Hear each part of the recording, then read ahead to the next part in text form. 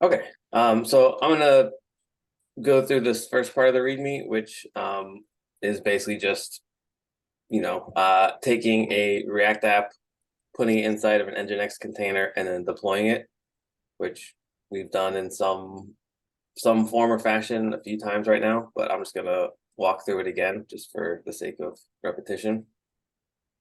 So this will be the example React app. So I'm gonna clone this down. Create a new.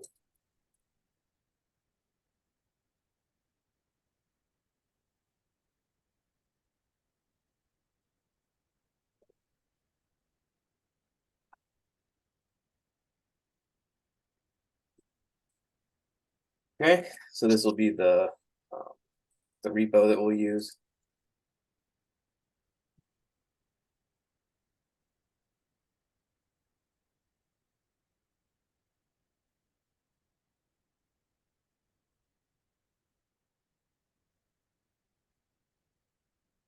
And I'll go ahead and install everything and run it locally just to make sure that it works. So npm install.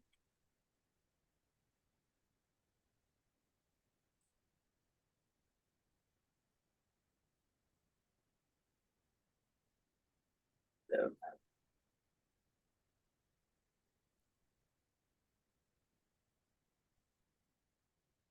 Okay, so very exciting stuff. It's got a nav bar with 2 components or pages. So that's it. But it works. So that's all we needed to know, really. All right, so I'm going to go ahead and stop this. And then to containerize this, we're going to have to do a few things. One is we're going to have to take all of this React code and there's JSX and everything and transpile it, or basically convert it into actual regular JavaScript that browsers will understand.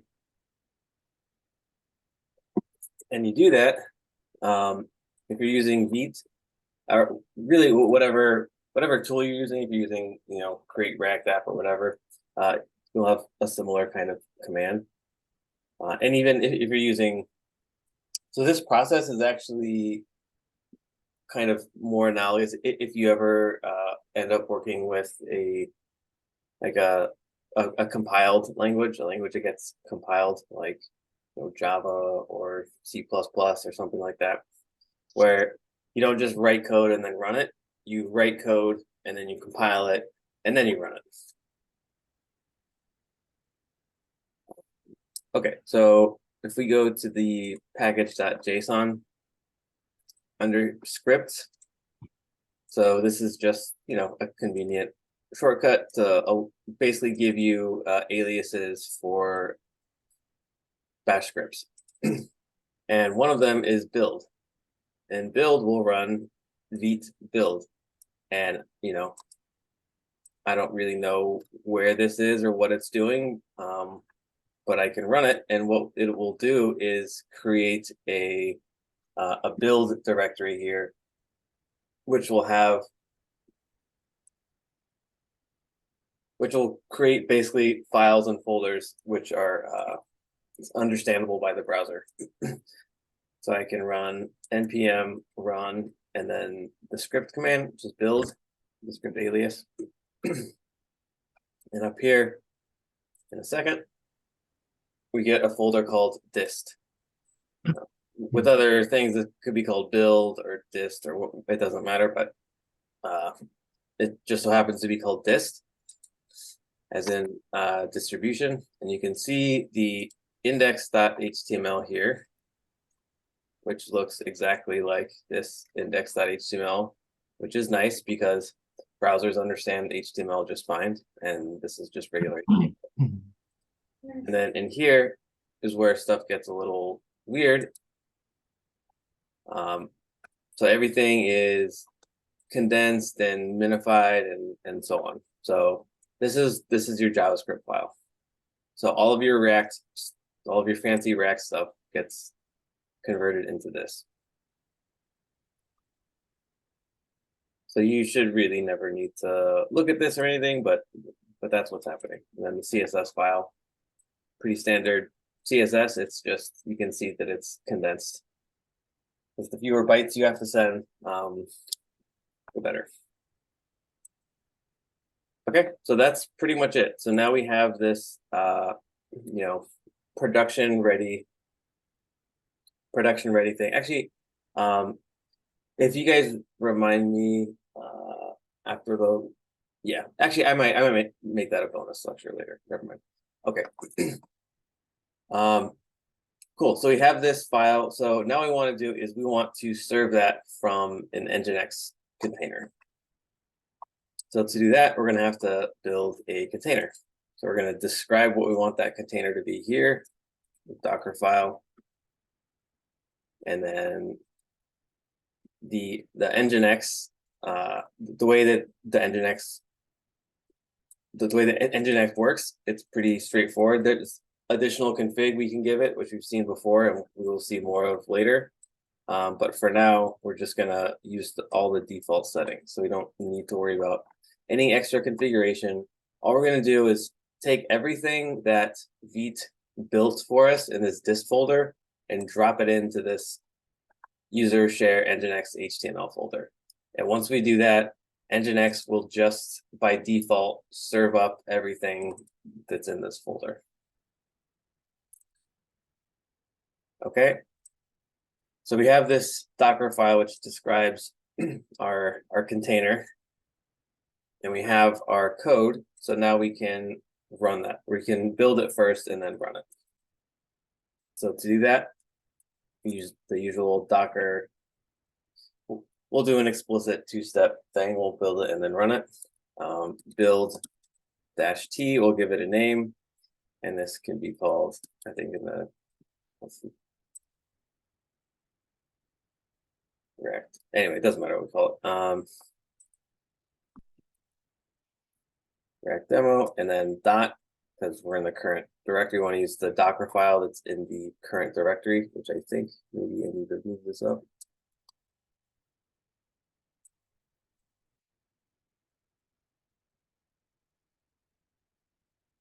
Okay, and if I do Docker images, yeah, sorry, I have some stuff from last night when I was doing this, but here's the React demo one. And then I can run it. So Docker run React. So we also need to do port mapping, because we want from our local machine to directly interact with the container. So we need to do port mapping. So -p 80. So by default, Nginx is going to run. It's going to listen on port 80. So we can hit that, and let's do React demo. Okay, so that container is running. So if I go now to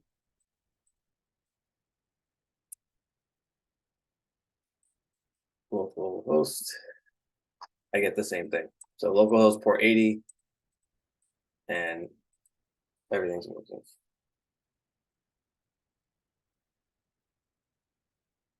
All right, any questions about that?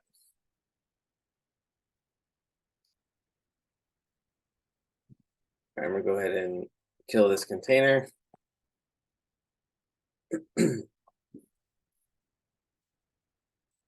And so that's great. So now what we'll do, I'll just run through manually deploying it on AWS again, even though we've seen this a bunch of times. So I'm gonna very surreptitiously log into my AWS account.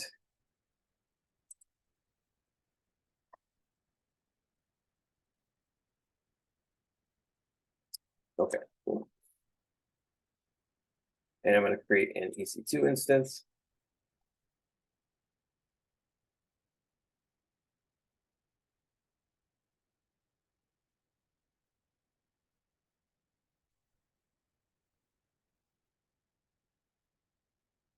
Use all the defaults here.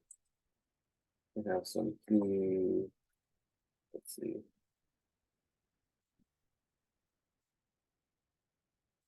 That one. SSH. I'll say for my IP, HTTPS. Good, good, good.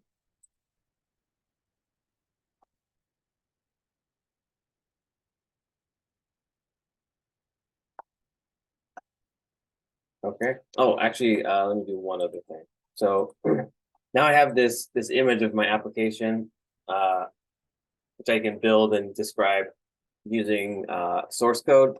But now I would like to actually push it up to my account so that it's a little easier to basically use or to pull down when I want to run it. So for that, so I'm gonna rebuild because I just wiped everything. So I'm gonna rebuild this, but this time I'm gonna use my actual Docker Hub account name. So Docker build -t, and it'll be Chad Mowbray, whatever your name is, / and then whatever container you want. So React demo. So I'll build that again, and now I'll push. So Docker push, and then Chad Mowbray / React demo.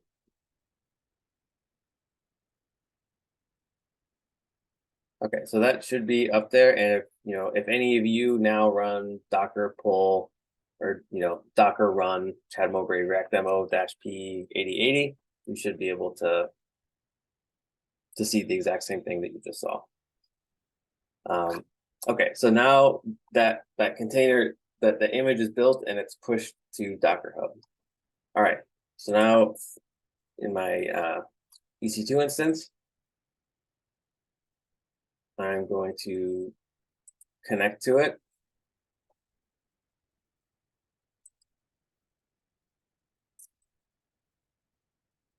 And I have this, I'm just going to do it from my desktop.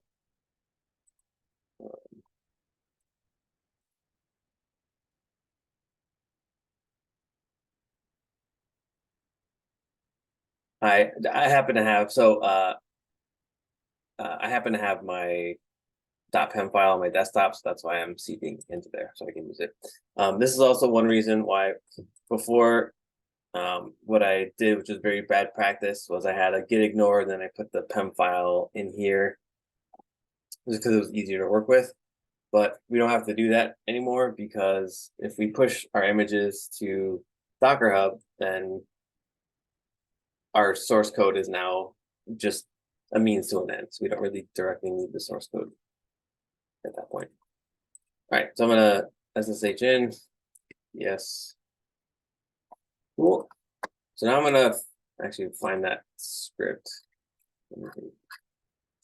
Yeah, I'm gonna use this.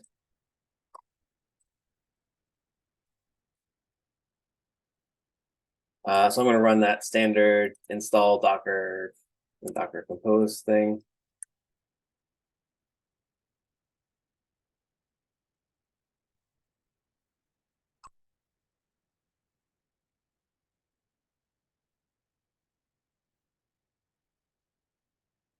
Okay, so now what I did, I can directly pull the image from Docker Hub now. So I can do Docker. So I can either pull it down first and then run it, or I can just run it and it will automatically pull it down implicitly. So I'm just gonna run it. So Docker run -p 8080, and then the image is Chad Mowbray /Docker, or what is it? React demo. So even though I said run, not build, it will implicitly try to pull if it doesn't find it. Okay. So now if I go get the IP address,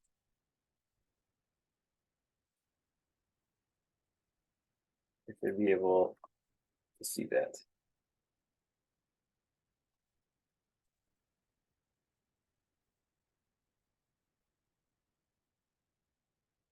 All right. Any questions about that process?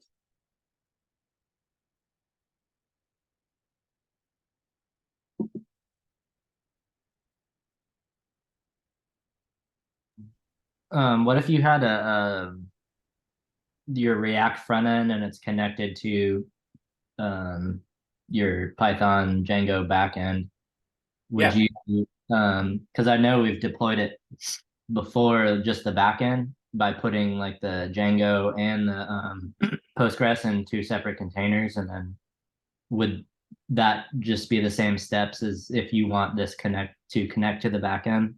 You would just deploy all of those on the same server? Yeah. So what you can do is you can, so the end goal will be to have three containers running, right? We'll have the Postgres container, the Django container, and the front end container. So what you'll do is you'll push all of those images separately. Actually, the Postgres container doesn't matter because you're just using the default, but you'll push the React and the Django images up to your Docker Hub account, Mm-hmm. and then you'll just copy over the compose file. So you'll write the Docker compose file, which will basically orchestrate all three of the containers running, and you'll copy that over into the EC2 instance, and then you just execute the compose, and it will take care of everything. Cool.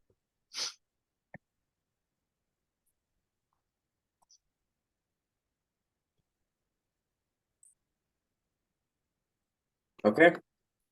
All right. So yeah, so that's the basic process, and we've seen that and slight variations on that a bunch of different times. There's some downsides to all of this. One is that uh, sorry, one second. Yes. Um, sorry. So one is that yeah, it's a very manual process. We have to go in, and it's not that complicated, but it's a little bit tedious. You have to go into your account and then click EC2 and then create a new instance and then choose these configuration options and so on. So for one server, this is not such a big deal. But if you imagine that doing stuff like this was part of your job, and you had to manage hundreds or maybe even thousands of different AWS services, then going in and manually doing everything is not, it's not really scalable, and it's error prone. So in a professional setting, you don't really want to be relying on a manual process like that. So what do you do instead? Well, you use something like Terraform. And Terraform, which is not going to be a most informative thing, but Terraform is basically it's a language that allows you to describe in, Terraform standard way your infrastructure. And there's kind of a core Terraform module, and then there's these other, what they call providers. So AWS has a provider, Azure has a provider, whatever other cloud service or thing you're using, they have different, basically like adapters. So you write Terraform code, and that Terraform code gets translated into AWS commands, basically. So you say you describe, okay, I want to have these 5 servers and these databases and blah blah blah. I want to have all this stuff running, and you just describe it using this standard Terraform language, and then when you execute the file, Terraform translates all of that configuration into AWS commands, and it manages all that for you. So that's why Terraform exists and why people use it. It allows you to do what's called infrastructure as code, which means you describe your infrastructure in a document, and then you can version it, right? You can put it in GitHub, and everyone can see, okay, here's the current version of our infrastructure. And if anyone wants to change it, you change it, and then there's a record of it, and then you can apply it, and it just keeps everything. It reduces the complexity. So that's basically what it is. It's just a way for you to describe your infrastructure. So to use it, we're gonna have to do a couple. Well, first off, this is optional. This is so you don't have to do this, but if you want to do it or give it a try, you'll have to install a couple things. One, you have to install Terraform, and the other is the AWS CLI. So Terraform, I think if you go here, like homebrew, so you can follow this. It's just, a couple commands. Should be fairly straightforward to install Terraform with homebrew. And then for the AWS CLI, I pulled out, this should be the command that you'll have to execute, but you can come here and take a look. So the AWS CLI is, so a CLI is a command line interface, and it's basically just, so if I want to see, for example, all of my S3 buckets or whatever on AWS or my EC2 instances, I come here to I log into the terminal, or sorry, I log into the console, I click on EC2, and then I can see, okay, do I have any instances running, or do I have whatever going? So you just kind of manually check, which is fine. But if you want to do that like as part of a script or something, then you're going to want to do it as a command. So you do something like AWS S3 ls. So this command is using the AWS CLI, which you can have installed, and then S3 is saying the specific resource. So in S3 bucket, and then ls is just show me all of the stuff I have in S3. So this is why you're in like the actual AWS. Yeah. So you could do it while you're in, but really it's something you would do like on your local machine. So AWS S3. Actually, I'm not even sure what the EC2. Let me see. Yeah. So I changed my access key. But I can show you a little bit of this in a minute once I get the credentials configured. Okay. Yeah, so it basically just allows, the CLI allows you to do AWS stuff from your command line, like creating an EC2 instance or whatever. Okay, and Terraform will basically take the configuration and translate it into AWS CLI commands. That's basically what it's doing. Okay, so to install it, you do this, and then once you install Terraform and the AWS CLI, you have to give the AWS CLI permission to access your account, basically. You have to give it credentials.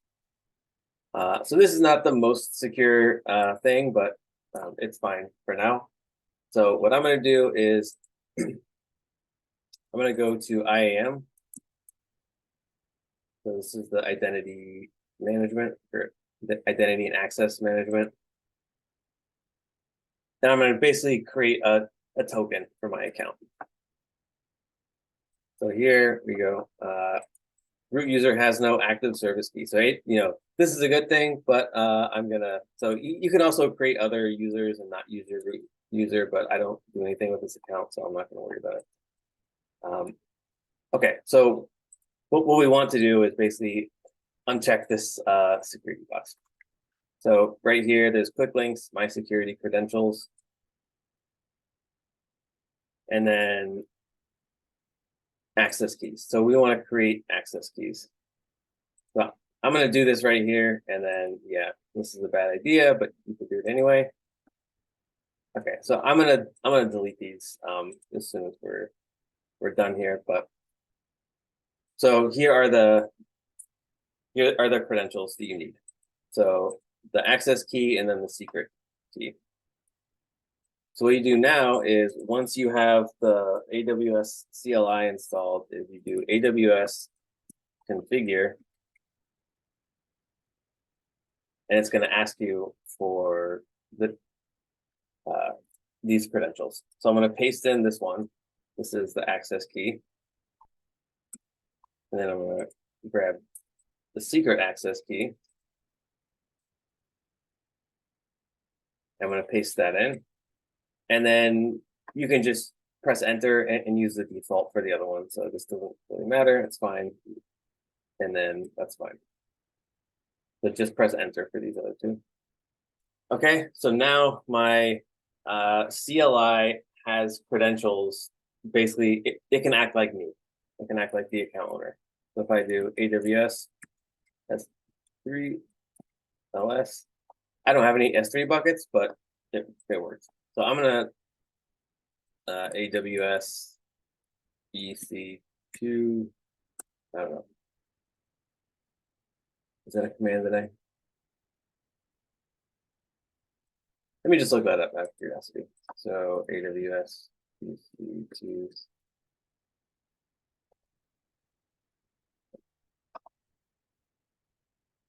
So here's the documentation for AWS CLI.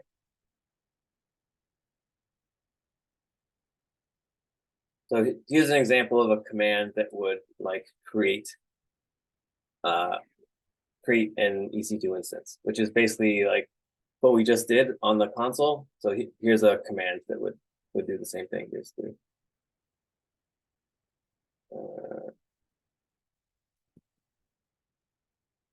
Okay, so I'm going to use this command: AWS EC2 describe instances. Oops.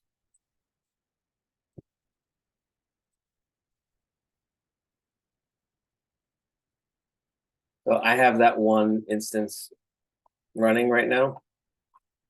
I can scroll up and it gives me a whole bunch of information that I don't need right now, but you might for some reason. So here's the AMI. So the AMI, so we're using Amazon Linux 2023. So that's the like operating system, but the AMI actually, I think the same image can have different AMIs depending on what region you're in. So, but here's like the very specific identification for that AMI, and then the key name, for example, this is the name of the PEM file that I'm using. So it has all these properties, instance ID, AMX, blah, blah, blah. Okay, so, we could get all this information manually by going into maybe the GUI, or at least we could access some of this information, but it's the way to programmatically do it. All right. So now we have everything set up and configured. I just showed you that. Now we'll actually create the Terraform code. So I'm going to do that. I'm going to do that here. When it comes to like how you organize your infrastructure versus code, it'll vary depending on your use case. If there's a lot happening, there's like a lot of infrastructure, you'll probably have that in a separate repo somewhere. If it's just something small, you can just include the infrastructure description with the source code. So that's what we'll do right now. I'll create a folder called Terraform, and then a file called main.tf. So Terraform can get pretty complicated. There's lots. It's actually a language, so you can do for loops and stuff like that. But we're gonna keep it simple and just do everything in one file. So create this main.tf, and then you have to have this. You have to have a provider. and we're in this case we're using AWS. And the way the structure of this code, let me see. I'm gonna try to see if I have a Terraform extension installed. I don't. So I'm gonna install this.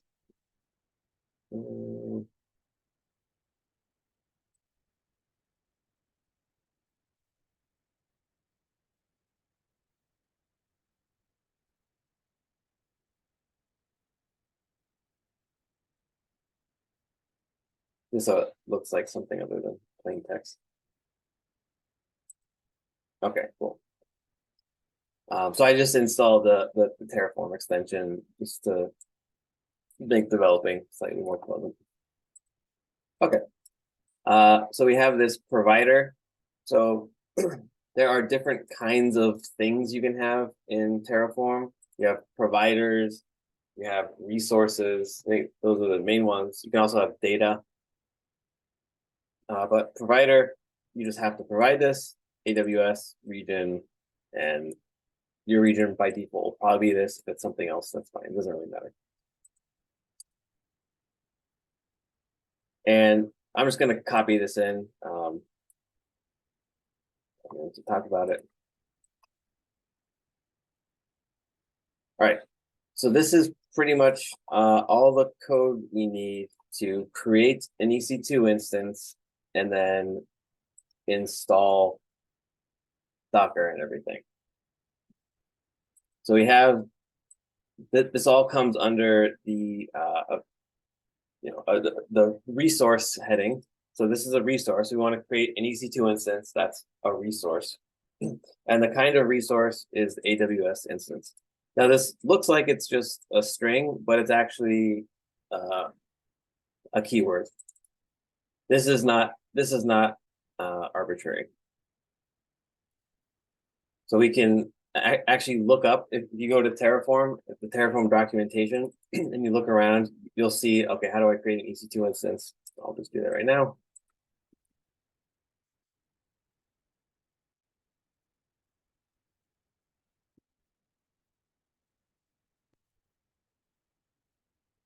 So here's Terraform registry, here are the docs. So AWS instance. And here are some examples. So there's a lot of things happening here. So here's the data field. So data is just for information that you want to use later on. You don't need to worry about that. Here's resource. So resource, AWS instance.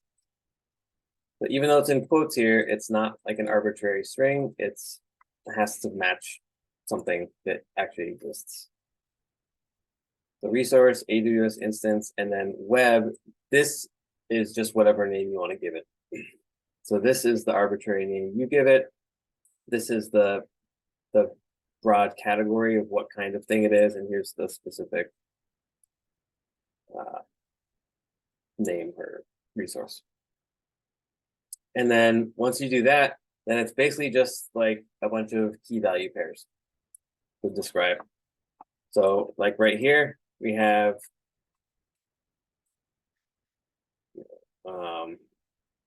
image ID, key name, and so on. Well, those properties, AMI, instance type, key name. So there's certain things you need to have to create an EC2 instance and other things that are optional. You have to have an AMI. Actually, you might not strictly have to have one, but anyway, so here is the image, and you can actually get all this information pretty much from a combination of following the docs and also using it's helpful to use the regular GUI interface here. So let me do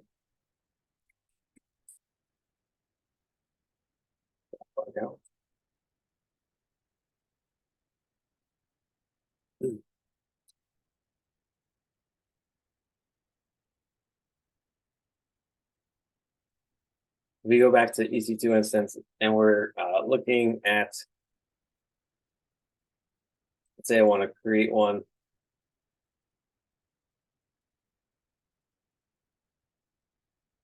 Wait a second now.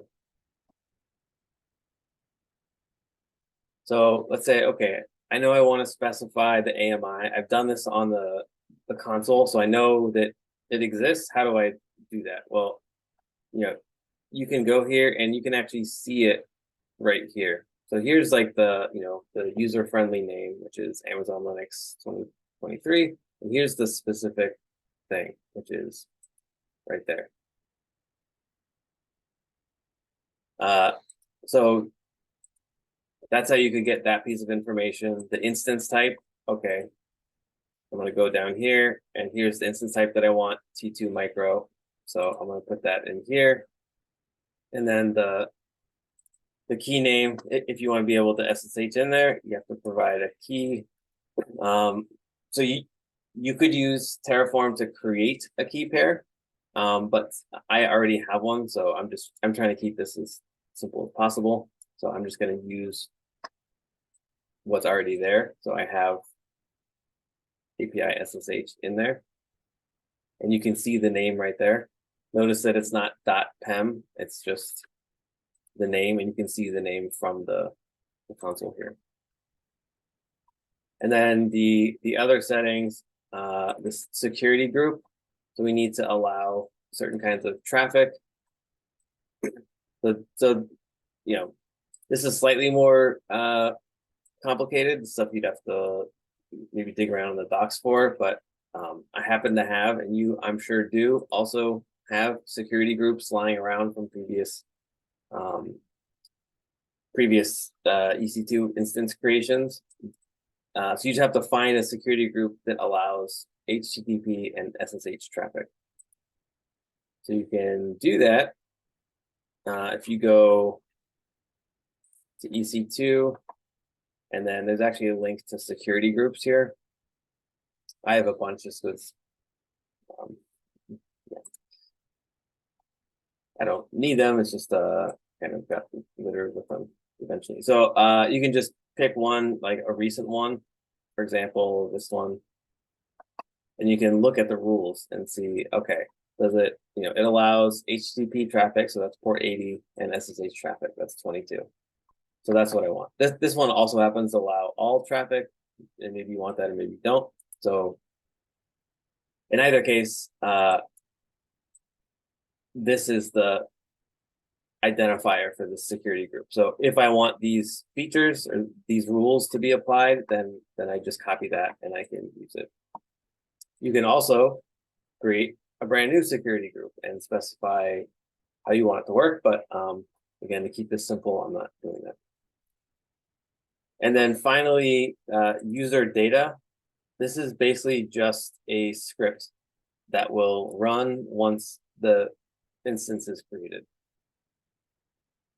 So in this case, you want to install Docker. So create the instance, install Docker. You could also add another line here. I'll just go ahead and do it anyway. So Docker run -p 8080 and Mowbray, and I think it was called React demo.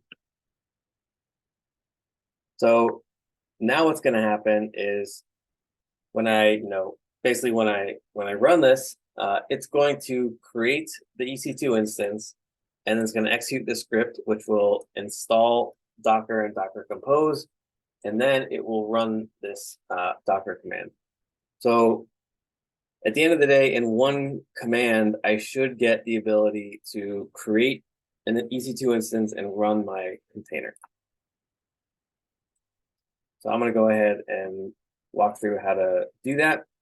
So there's just a few commands you need to know. So there's Terraform init. Surprise, surprise, there's an init command. There's Terraform plan, which is basically like take a look at what would happen if you ran this. So there's init plan apply, which actually will execute the thing. And then there's destroy, which will undo everything. Okay, so I'm going to run Terraform init.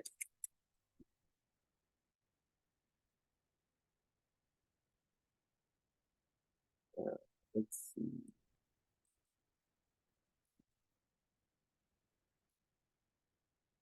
So I'm gonna have to cd into the Terraform directory. Okay, so Terraform init. Actually, I'm gonna run this from over here.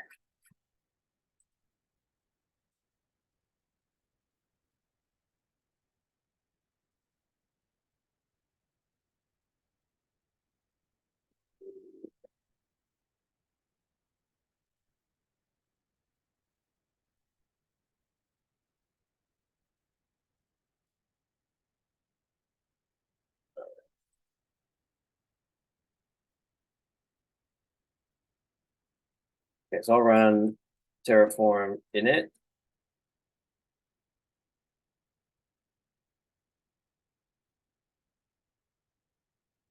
So this assumes that I have Terraform and the AWS CLI installed and that I have the credentials configured for the CLI. Okay, so that's good. And I can do ls. Okay, so now what I want to do, yeah, so it created these hidden things, which you don't need to worry about.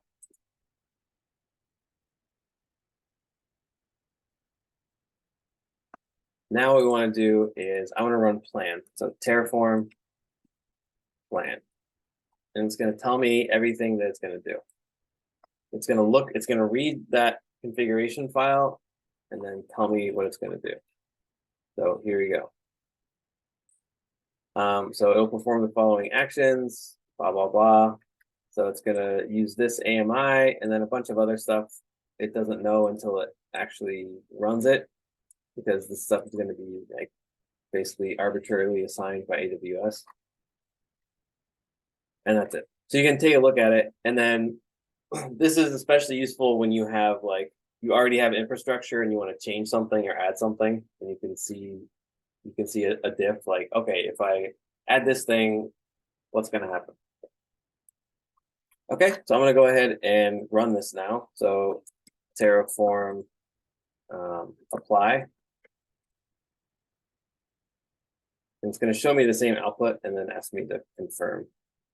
So yes, I want to actually do this.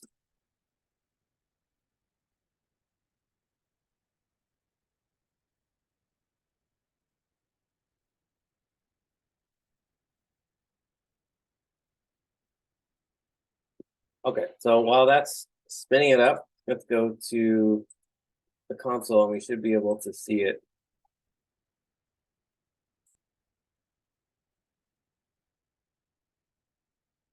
So this is the new, actually, I'm going to kill this one real quick.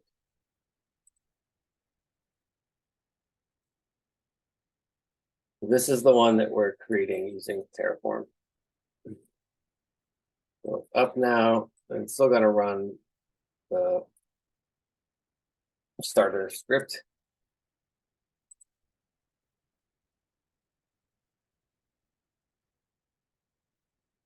I'm going to give it a minute to spin up, but I'm going to grab this.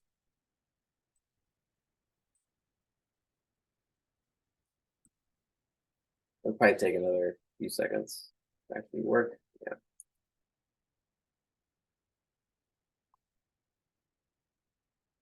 Okay, so it says creating, blah, blah, blah, and apply complete. So there we go. So everything works, but we basically just used one command. And now, you know, anytime we run this, it'll be the same every time. So I'm going to go ahead and destroy this now. So Terraform destroy, and it will destroy all of the resources that are described in here.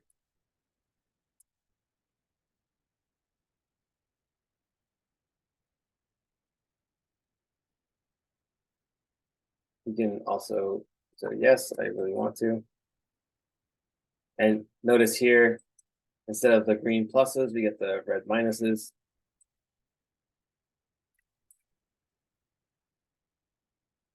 And we can go into the console here. See.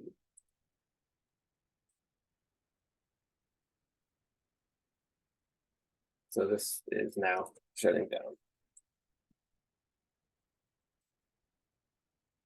Oh, I should have done it from this one, but whatever.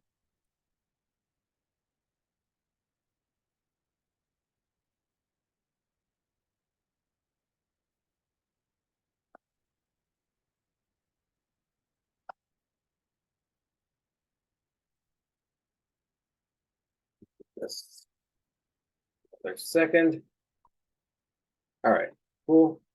So we just cleaned up after ourselves now. So very simple to spin everything up and spin everything down. And you have like very clear, you have very clear control over what's happening. Now, just one other example, just to show you the kind of benefit. Let's say we wanted to have, several instances, several servers that were running this.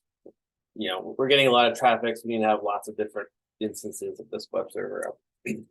So you can do that. Count equals 3. So I'm just going to spin up 3.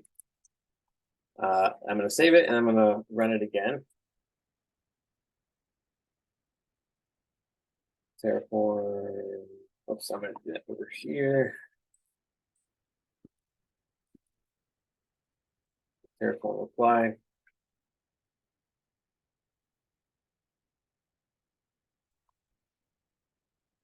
And notice that there's 3. So this thing, blah, blah, blah. It's all the same, but there's 3 of them. So yes.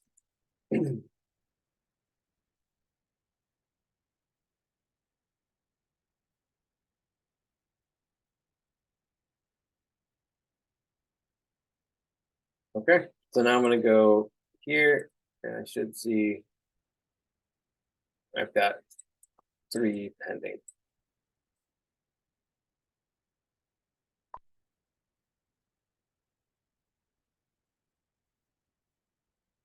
We'll give these a second to spin up, but we can go to those. Should see the exact same thing on all 3 IP addresses.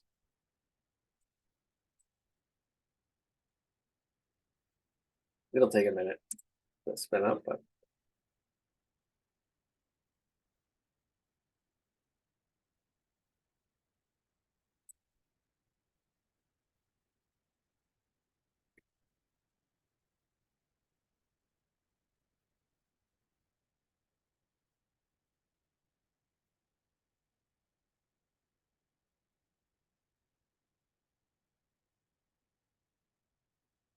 there we go. Everything's up and running now on that one. So that was 3.82. Let's grab this one.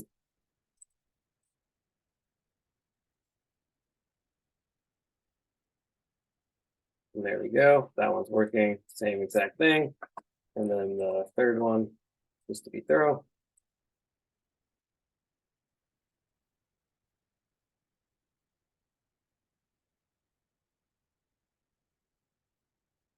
And there we go. So it just makes it, if you're doing this manually, spinning up 3 instances is 3 times as much work. When you're, when you're using a tool like Terraform, it's basically no additional work. All right, so now I'm gonna destroy everything.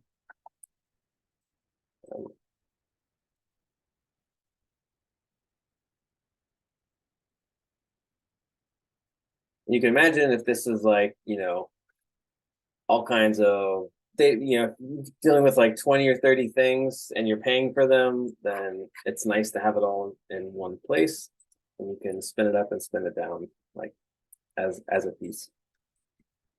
You don't have to worry about, oh, I deleted the EC2 instance, but I forgot to delete the database and now I'm paying for a database that I'm not using. Okay, so that is pretty much it. So now I'm gonna go, actually, I'm gonna delete my keys. So I'm gonna go to AMI or IAM.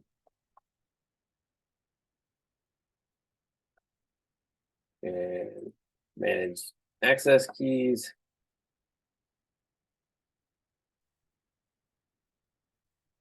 Go here, here's my key. I want to delete that key.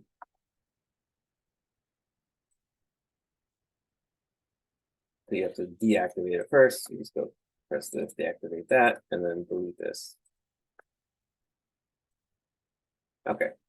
So now none of you can use those credentials when you watch the video later.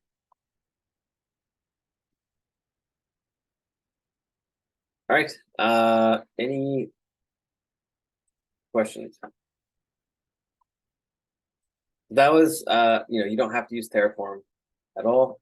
It's just one of those things that you'll probably encounter, and it can be kind of intimidating. So.